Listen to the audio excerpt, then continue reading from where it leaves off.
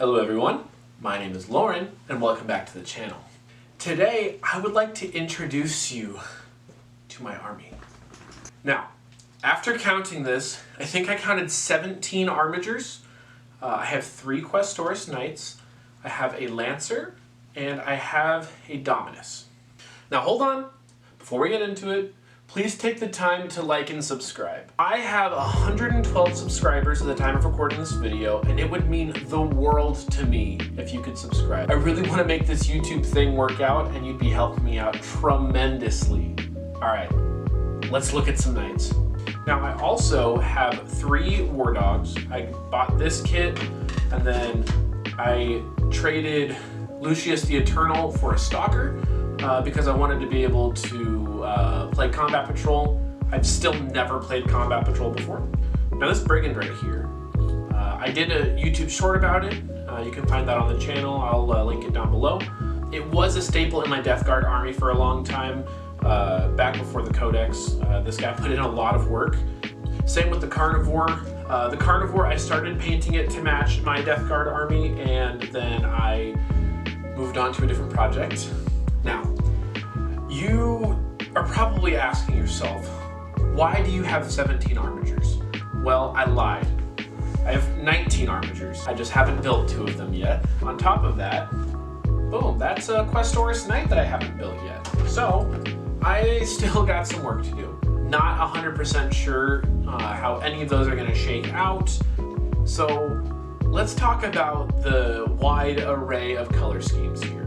When I first started, my very first armiger I ever painted was this one right here. This is Tanya.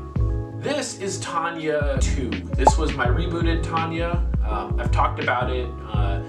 I think I talked about it in my first video, but I definitely have made a YouTube short about it. You can check that out as well. I started playing Warhammer with a group about probably a year and a half ago, and that's what got me back into Warhammer. If you remember in my first video, I mentioned that I almost got pulled out of the hobby. Well, there was a time where I had almost completely pulled out.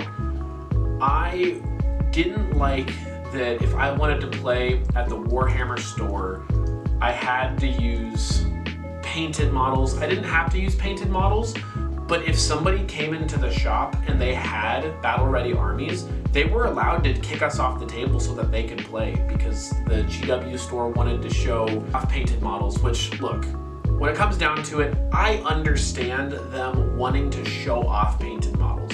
It's basically free advertising to have people come in and play, especially a location that small. There's 1 table in that store, so they can't run events. It's a very small store. If you have 2 people there that are playing and they don't have painted armies, and you have 2 people come in with battle-ready armies, if you have new people walking in the door, they're gonna see the painted armies and think that they look a lot better. Now, when I got introduced to this group, I noticed that none of them had any painted models, and I really liked that there wasn't any stress about needing to get my army battle-ready, needing to make sure that everything looked perfect. They were all playing with gray models, and I feel like saying that online is kind of a death sentence to say that it's okay to play with unpainted models. But when it comes down to it, I've made this very clear in past videos. I'm very adamant that this is your hobby, make it yours. If you want to play with gray models, play with gray models. I don't think there's anything wrong with that. I don't like doing that because at the very least, I want my models to be primed. I built this one last night. I built 4 of these last night. I'm still in the process of doing my Valor Strike Lance box. That's what this Questoris sprue is. I always want to make sure that my models are at least primed. So let's get into this crazy array of color schemes. In the very beginning, this guy was given a name that I cannot repeat on YouTube. Just know that he's known as, well, he's Big Something, all right. This was my very first Warhammer 40k model. I painted him initially. I've talked about it in my first video, that I primed this guy by hand and painted him by hand with a number 1 brush.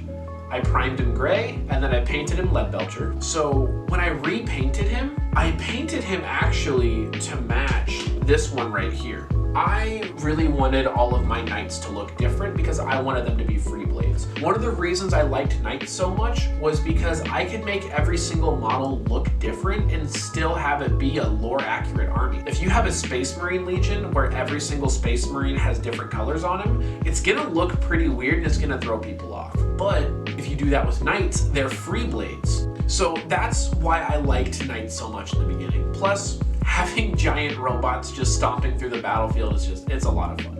So I have this right here. This is Grey Knight Steel with Retributor Armor trim. This was before I wanted to do multicolor panels, and I just wanted to get them done as fast as possible. Still definitely not done. Will I ever go back and finish painting him? Maybe, but if I say maybe, that usually means no. My second knight was this one right here, which I've also done a video on. She's also been repainted. She started off as the same color scheme as these knights. Now, I'm gonna talk about the red ones before I talk about the purple ones, because the red ones I feel like we can get out of the way first. I had this headcanon of lore. I feel like everybody does this with their armies, where you have the lore for your specific models. And my lore went a little something like this. Now, this was before I had Canis Rex, and things have kind of changed a little bit since then. Tanya lands on a planet. She was left behind after her house was destroyed. She had been going from place to place being allied as a free blade. She lands on this planet, and there are two rival houses that both landed on the planet at the same time. Now, I want to be very clear. I came up with the lore before I read Assassinorium Kingmaker, and I realized that the whole dynamic between the two rival houses, but like they have to join together to make one house. I didn't know that that was in one of the only available Imperial Knights books. So I just want to be clear, I didn't copy that. I wasn't aware of the book, and I have honestly since moved in from that lore. So I'll show you my Lancer real quick. He's undergoing maintenance at the moment. There's the shield. I lost the piece that connects into the shoulder right there. Now, I don't know what I am and I am not allowed to say. All I will say is I own 3 Elegoo 3D printers. And I just started buying armigers about a week ago. So, might be one of the reasons why I have so many, but I'm not gonna say anything. Maybe that's the reason why my Lancer is so brittle. Maybe that's the reason why he can do that. I feel like most Lancers shouldn't be able to come apart like that, but you know, maybe I just got a special one. So I'll let you make that decision on your own. Don't know if I'm allowed to say nothing about that. So this Dominus Knight right here, I actually got it from my brother in a trade. I traded over a bunch of Penitent models because my brother is building a sister's army.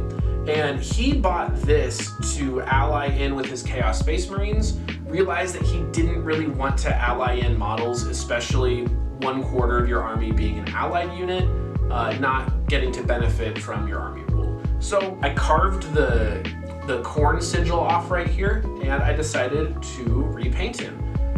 Once again, I spent 1 session painting him, and then I never touched him again. And it didn't go that well because my painter's tape stuck onto my red right there. Hey everyone, Editing Lauren here. It seems like my camera decided to not record for about 2 minutes, so I'm just gonna summarize what we missed. When I was painting my Dominus Knight, I put painter's tape over the red so that I could paint white on the other half of one of the leg armor panels. And when I peeled that painter's tape off, it peeled some of the tape off with it. Then I began talking about my red armigers and how I experimented with weathering and then never used weathering again. That pretty much sums up what's missing. Sorry for the interruption. Let's get back into it. What I will say I like about this one is I wanted to experiment with different weathering techniques. So I bought some natural sponges and I kind of sponged on some lead belcher. I don't know how well it's going to show up for the camera. I'll put a short clip over the video right there so you can get a better look at him. On this one, I used a drill and I drilled out some bullet holes in the armor, which I think looks pretty good. I didn't quite finish that one as those holes are still plastic gray. They're plastic gray. Now, let's talk about some free blades real quick. I already talked about Tanya 2 and Tanya. This is Sir Stavros, the very painted armiger. He is beholden to the Black Templar. I don't play Black Templar, but I had a free blades army and I let some of my friends pick out what I did with some armigers, and so this one is painted to be Black Templars. It's definitely not finished, and I don't know if I will finish this one, to be honest with you, because it's also a brittle armiger. This is Canis Rex. This is the part that I think I'm gonna have the most fun with. In the past, I didn't want to have a full army of matching knights. I didn't want everything to look the same, but when I said that and when I felt that, that was when all of my models were going to look exactly the same. There is no differences between these two at all. They are just Grey Knight steel with Retributor armor. That's the only thing about them. So there's nothing gonna be different about them at all. And I just didn't want to have stale, bland armies like that. I didn't want them to just all look exactly the same. That being said, I discovered that you can use 2 colors on armor panels. Heck, you can use 3. Gravecrawler right here. If you look, if this doesn't show up very well, I'll post a clip on top of this. Her faceplate is black and silver, which I'm gonna be honest with you, I think looks really nice. I think it pops pretty well. It kind of makes her face stand out. It breaks up the monotony a little bit. I haven't gotten around to painting some of her armor panels silver, which I will do here pretty soon, because this is one that I still plan on finishing because it kind of feels like my centerpiece. I am also going to do a base on there because right now there's just no base and that's boring. Canis Rex, you can see Hector's laying in a trench. If you guys want, I can post a video about doing bases. I've literally done one successful base, and that's this one right here. If you want, I can show you guys a video on how to do some pretty cool bases. Now, let's look at some of these armigers, because, well, honestly, I don't really want to look at some of these armigers because I don't think a single one of them actually looks good right now. I know that none of these armigers are finished, but this one right here, I could call this one done. However, it's gonna get put back here with this other one. Now, I have these 4 armigers right here. I'm still working on all of them. Some of them look better than others. These 4 back here that are all black, these are going to match so that I can run my list of 3 Halberds and 5 Warglaives all under this banner. And it got me thinking, this other Questoris Knight that I have over here, am I going to build it as this army? Or am I going to make it a Chaos Knight? Now, I do plan on starting an actual Chaos Knights army. It's probably gonna be when the Codex comes out and there's a Battle Force box release. I heard that the rumor is 6 War Dogs in the box, and that would honestly work very well for me. As I believe the current list is 1 Stalker, 6 Brigand, 6 Carnivores.